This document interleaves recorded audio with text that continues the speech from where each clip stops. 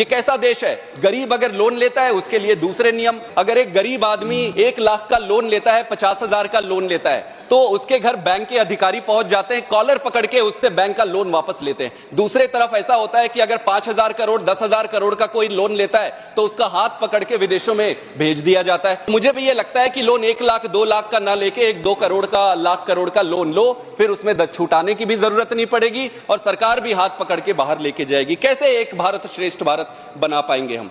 पिछले 9 सालों में प्रधानमंत्री मोदी जी ने लगभग 100 लाख करोड़, 3 गुना ज्यादा का कर्जा लिया हुआ है। तो कर्जा का हमने देख लिया।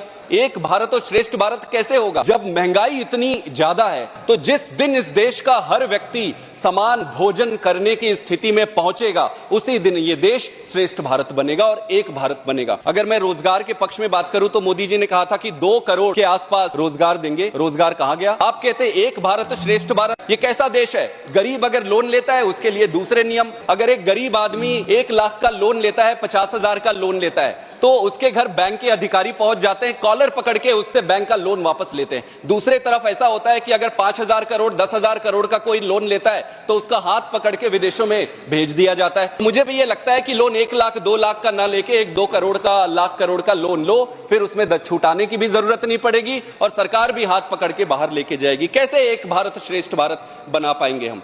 पिछले 9 सालों में प्रधानमंत्री मोदी जी ने लगभग 100 लाख करोड़, 3 गुना ज्यादा का कर्जा लिया हुआ है। तो कर्जा का हमने देख लिया। एक भारत और श्रेष्ठ भारत कैसे होगा जब महंगाई इतनी ज्यादा है? तो जिस दिन इस देश का हर व्यक्ति समान भोजन करने की स्थिति में पहुंचेगा, उसी दिन ये देश श्रेष्ठ भारत बनेगा और एक भारत बनेगा। अगर मैं रोजगार के पक्ष में बात करूं तो मोदी जी ने कहा था कि 2 करोड़ के आसपास रोजगार देंगे। रोजगार कहां गया? आप कहते एक भारत श्रेष्ठ भारत।